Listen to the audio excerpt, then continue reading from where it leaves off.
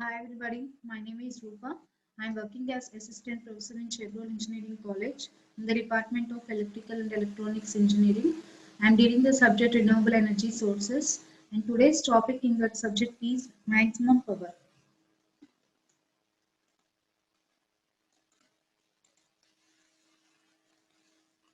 See, this is the pressure and velocity profiles of wind moving through a horizontal axis propeller type wind turbine, and here we can see the maximum power.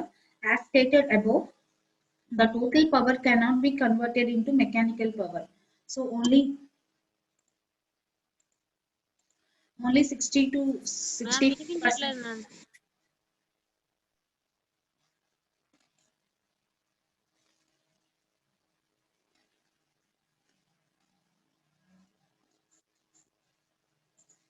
ఇప్పుడు వినిపిస్తుందా?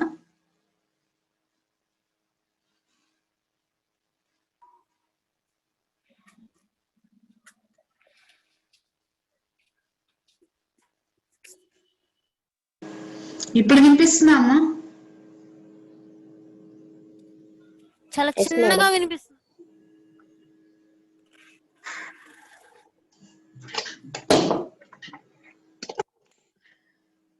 Now can you hear?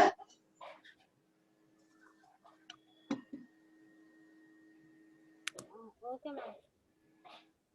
Okay now. Okay ma'am.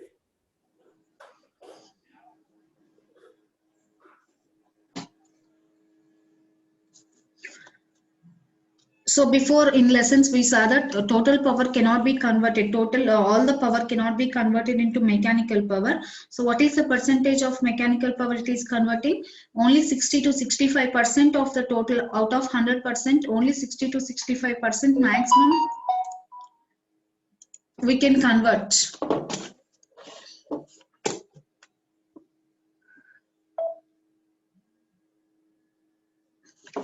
Okay.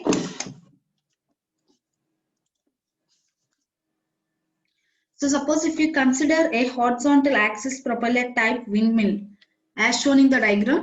So for this diagram is only for horizontal axis. There will be vertical axis propeller types and horizontal axis propeller types. But in this diagram we are concentrating on horizontal axis propeller type only. So I am considering horizontal axis propeller type windmill. And in that windmill, this propeller type windmill is also we can call it as wind turbine. So this is this name horizontal axis propeller type, we can call this simplified as a wind turbine. Okay, nowadays we are calling it as wind turbine. We are not calling horizontal axis propeller type like that. Simply we are saying wind turbine. So this is the most commonly used word, wind turbine nowadays. Suppose if you assume the wheel of such turbine, okay, so this wind turbine, it is having a turbine wheel. Okay, this wheel is having a thickness A into B. Okay, thickness of A into B.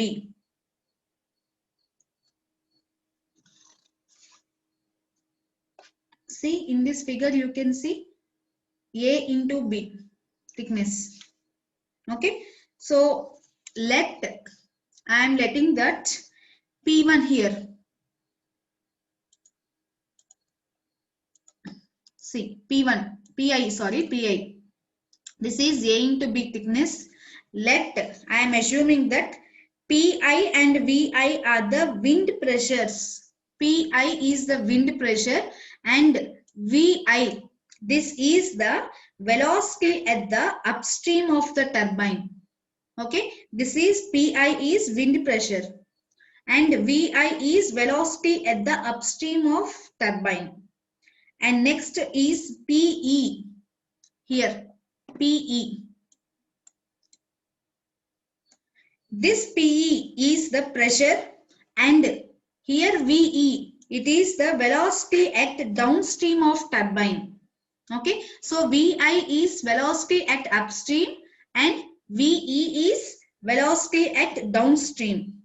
And PI are the pressures and this PE Pi and Pe are the pressures. Vi and Ve are the velocities at up and down. Okay, next. Actually, if you observe this Ve and Vi, here, if you observe the velocities of downstream and upstream, which one is lower? This Ve is lower. Downstream Ve is lower than Vi. So Ve will be less than Vi because kinetic energy is extracted by the turbine. At first, this wind turbine is having some kinetic energy. When the wind velocity is Vi, it is having some kinetic energy. After that, at the downstream, the kinetic energy in the wind is absorbed by the turbine. That is, turbines extracts the velocity from the wind. So the velocity of the wind decreases to Ve downstream. Okay, so that's why Ve will be less than Vi.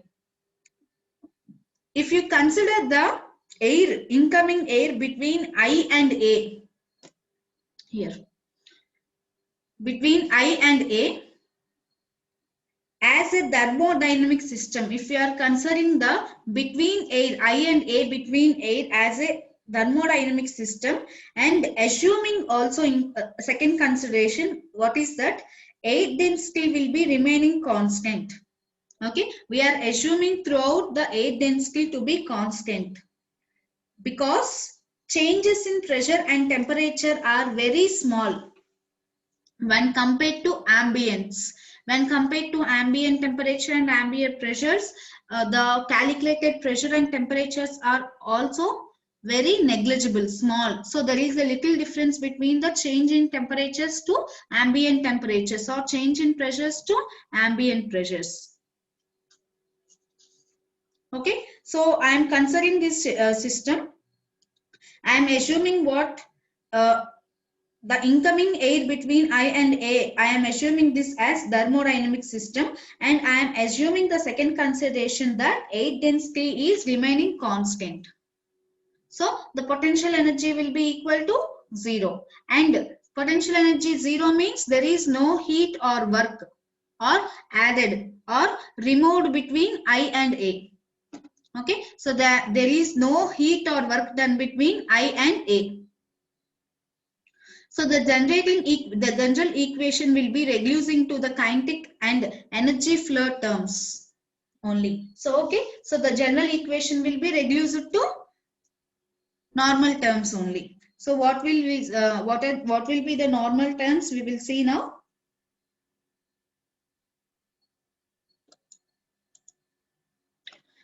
See, this is the equation. Thus, Pi into V plus Vi square by 2Gc is equal to Pa into V plus Va square by 2Gc. Okay, so this is the general equation for steady state flow for unit mass for a control volume. Okay, so actually this is, we are equating the both sides.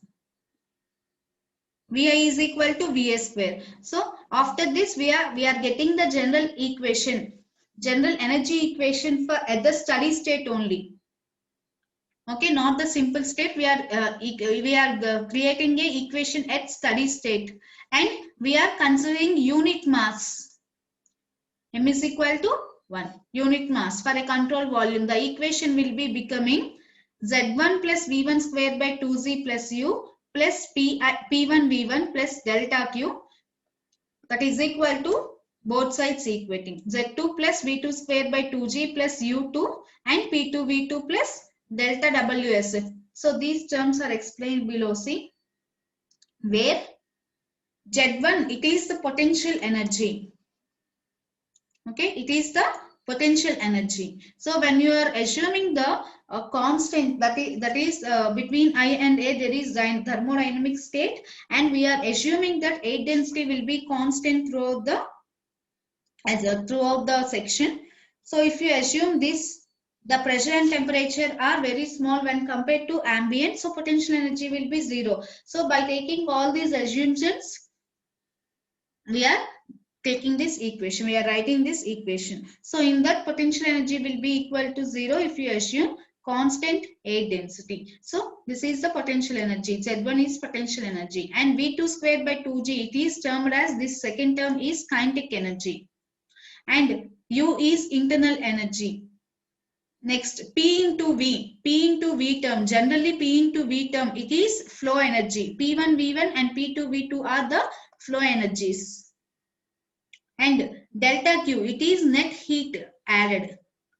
Okay, by doing this action, some heat will be added, that is the net heat added, delta Q. And delta WSF, it is the net steady flow mechanism work done of the system. So what is the work done during this process? It is the mechanism, work done mechanism. Or simply we can write this equation as Pi plus rho into Va square by 2Gc is equal to Pa plus rho into Va square by 2Gc. So here in simple words, we can, in simple form, we can write this. So this is, see, this is a simple equation for this one, 6.2.7a, and this is 6.2.7b. Here where we know that V and P, rho are the volume. V is a specific volume and it's reciprocal. The density, rho is the density. Both are considered to be constant here. Similarly, for the exit region BE. Okay, so for the diagram in the exit region BE, that means at the last region, exit region, we can write the equation as PRE plus rho into VE square by 2GC is equal to PB plus rho into VB square by 2GC. So this is the exit region equation. So if you see the diagram here, if you see the diagram, the wind across the turbine decreases from A to B. Okay, the wind between A and B, the wind velocity will be reduced, because kinetic here at this place between A and B, kinetic energy is converted into mechanical energy there. Okay, so between A and B, the wind velocity here, between A and B, the wind velocity is reduced from VA to VB, because here kinetic energy is converted into mechanical energy. Suppose if we are taking incoming velocity Vi, if you take this, if you observe this Vi, it will be gradually decreasing. Okay, so it will be gradually decreasing from Vi point to Va point. So actually when Vi decreases from Vi to Va, it gradually decreases. If you observe this, as it approaches the turbine Va. So Vi will be decreasing gradually as it approaches Va, and as it leaves it to Ve, and again this Vi will be becoming Vi is equal to Ve at exit. Okay, so here we can assume some conservation such that Vi is greater than Va, right? Vi is greater than Va and Vb is greater than Ve. Again here as similarly where Vi will be gradually reducing to Va, here also Vb will be gradually reducing to Ve. So Vb will be greater than Ve. And from the discussed equations 6.2.7 and 6.2.8, we can say that Pi is greater than Pb and Pb will be greater than Pi. Okay. Here from the equations we can say if you compare these two, Pi is greater than Pi and Pb is greater than Pi. So here if you see these equations, we can say that wind pressure rises as it approaches, then as it leaves the wheel. Okay, so as it approaches, the wind pressure increases, and as it leaves also, at the exit also, the wind pressure will be increasing. Here the wind velocities are decreasing and here the wind pressures are increasing. In both the cases, VI will be gradually decreased to VA and VB value will be gradually decreased to VE. Here PI will be gradually increased to PA and PB will be gradually increased to PE. Here increasing nature we can observe and here decreasing natures we can observe in velocities. So if you combine both the equations, next equations, these 6.2.7 and 6.2.8, this is 6.2.8, this equation.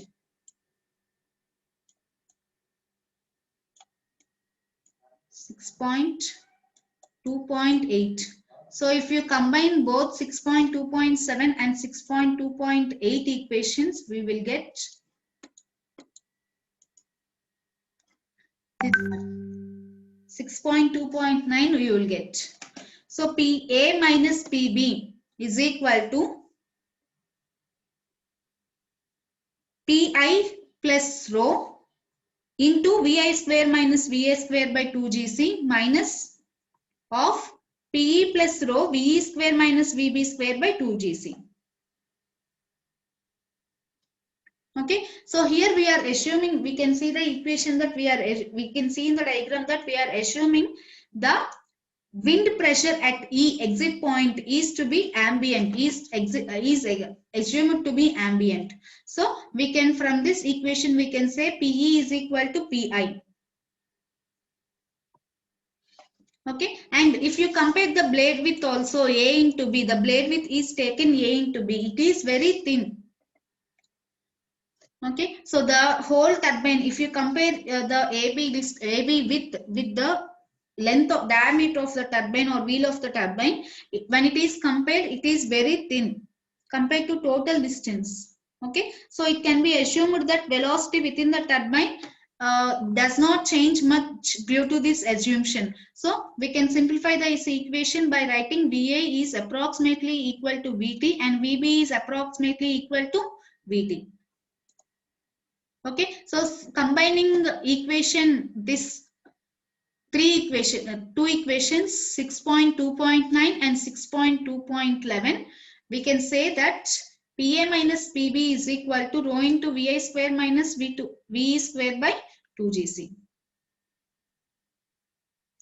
And the axial force working on the horizontal, we are taking the horizontal axis propeller type. So the axial force will be called as Fx.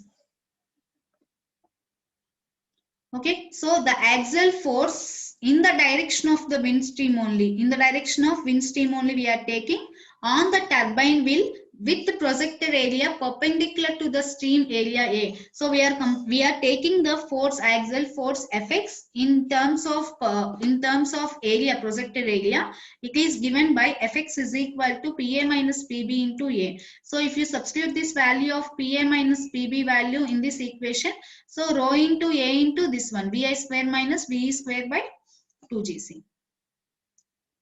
Okay, so this force is also equal to change in momentum of wind from Newton's second law.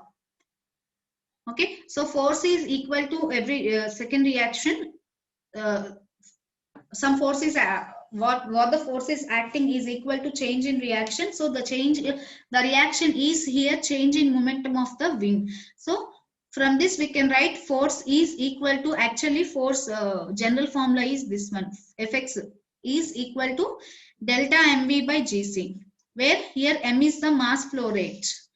So m can be written as rho into A into Vt. If you substitute the m value in this force equation, so 1 by gc as usual we are writing, in place of m we are writing rho A Vt, rho A Vt.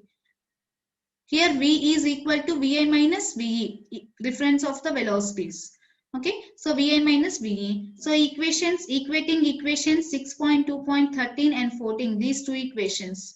Equating, these two are forces only, axial forces only. So these two terms, left hand side equations we are equating.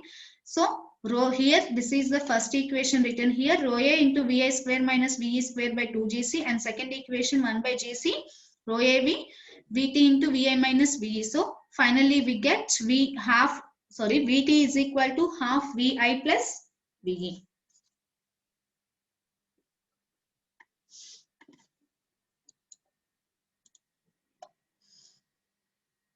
Okay, so if you, this is the equation if you are considering the total thermodynamic system, and it is this thermodynamic system is bounded by I and E. Initially I and exit E.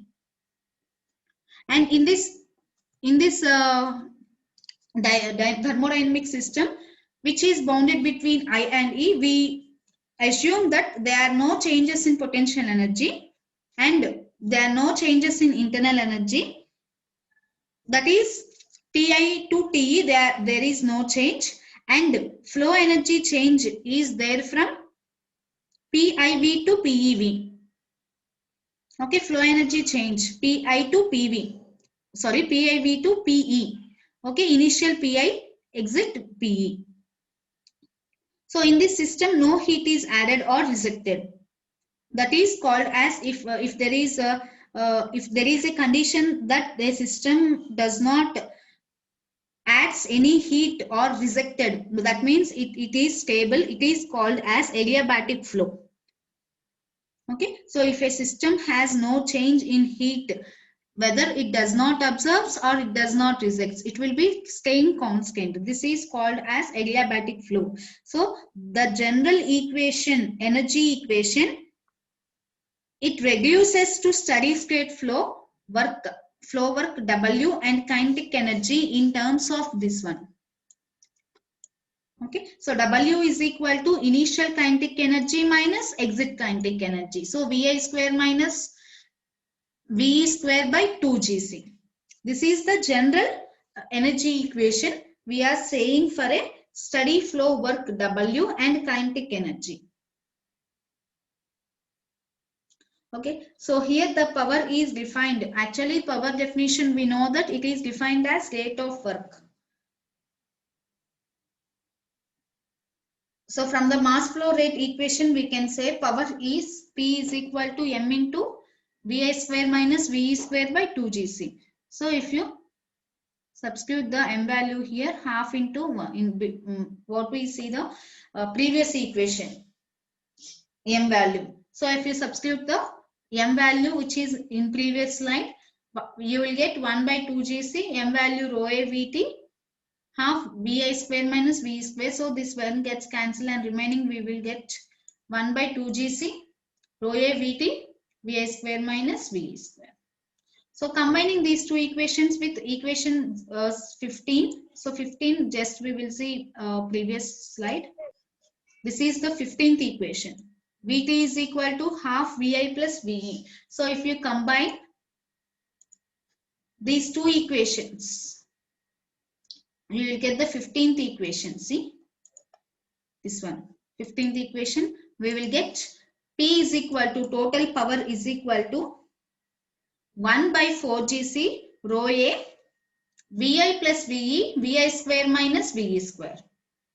So this is the final equation after combining. So from this we have to calculate, this is the power equation, and from this we have to calculate the maximum power. So for this calculation, maximum power should be derived with something. So we will see this process. So if you observe this equation 17 here, equation 17, if you observe, remember this. So equation 17 reverts to equation 6.22 equation, second equation for P total.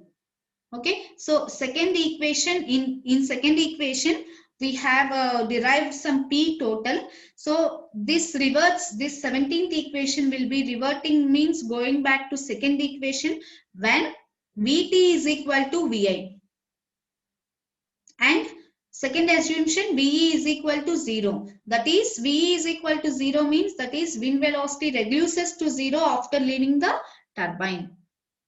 So when the wind strikes the turbine, it extracts, the wind turbine extracts the kinetic energy from the wind, and remaining wind velocity will be reduced once it leaves the turbine. So this is not possible because wind cannot accumulate at turbine exit, because a wind cannot accumulate any energy at the exit turbine. It is not possible. So if you observe the equations 18 here, this one 6.2.18, where V is positive, see where here if you observe this equation, VE is positive in one term and VE is negative. This is negative term of VE and this is positive term of VE. So this results, this is the significance that it is too high or too low value. So this too high of V and too low of V, it results in reduced power. Okay, so this manner, this characteristics of VE, it will reduces the power. Power will be reduced. So exit, if you see the exit VE, this also results in low and high powers. So if you consider this VE term for maximum power, it can be obtained, maximum power can be obtained with this term only, with this VE term only, because this is too high and too low sometimes. So this is the changing term. So if you derive this P value with this VE term, we can get the maximum power. So for this, I am derivating the P term with VE. So the maximum power P maximum is dP by dVE, and if you make it equal to 0, this derivative term, we will get the maximum power as we know. Okay, so I am derivating the power equation with VE and making it equal to 0.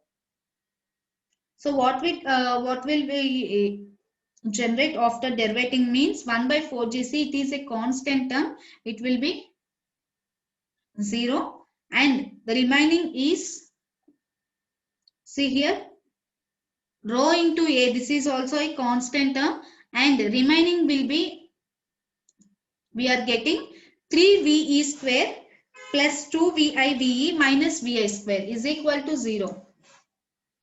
So if you derivate this term, only this term, these are remaining or constants. So we will get 3VE square plus 2VIVE minus VI square is equal to 0. This is solved for VE, positive VE. Okay, so here we solve this because the quadratic has two solutions, that is VE is equal to VI and VE is equal to 1 by 3 VI. Only the second solution is physically acceptable. This is physically acceptable. If you make this one, the total term will be equal to 0. So we are taking this term, VE is equal to VE optional is equal to 1 by 3 VI. So using this equation 6.2.8, for an ideal wind machine with horizontal axis, we can get P maximum is equal to 8 by 27 GC rho A VI cube.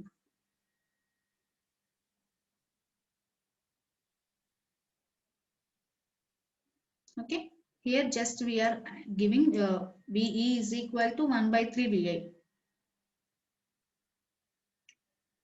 Okay, so we can get this equation. And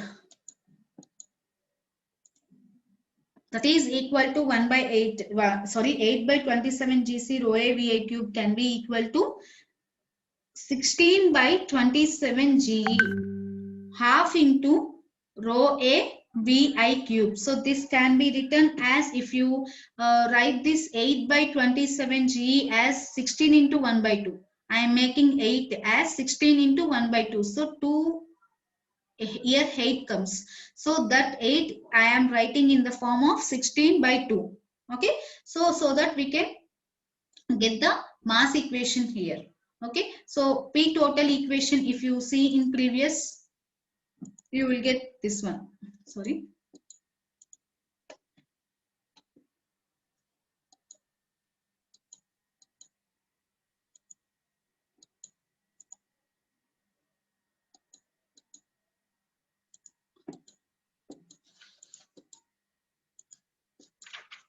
See here, half 2GC like that.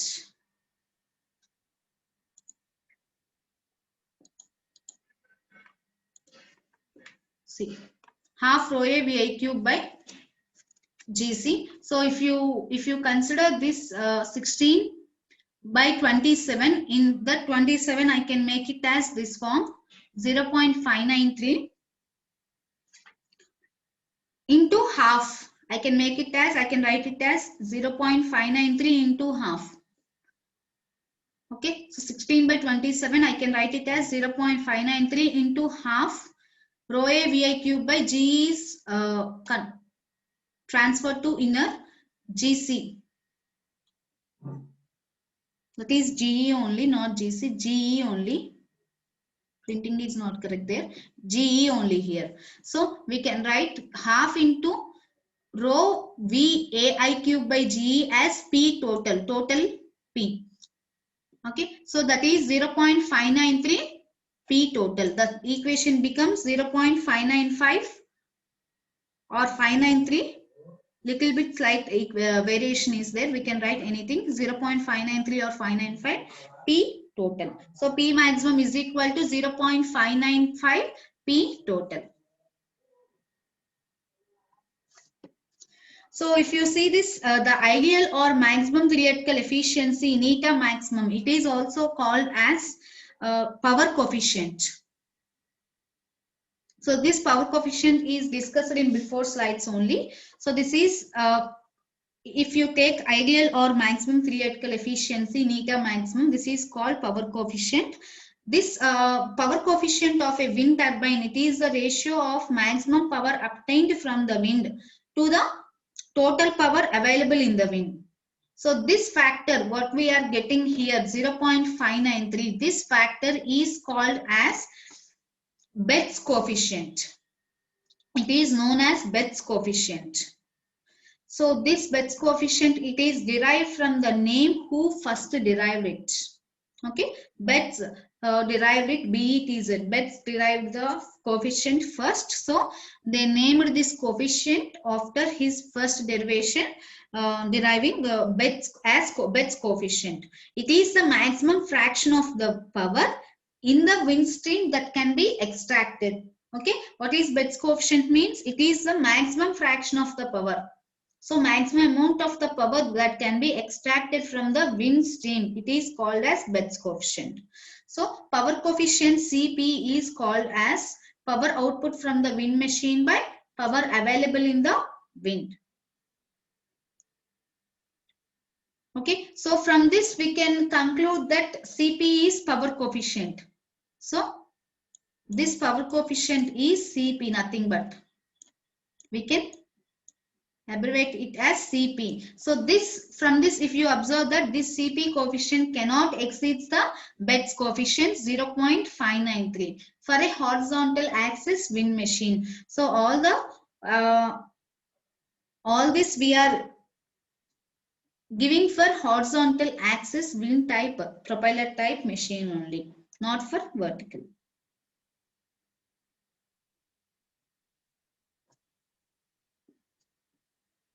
Next one is, this is the maximum power until we have covered. Next one is, what are the different types of forces on the blades and thrust on the turbines? Thrust means nothing but pressure.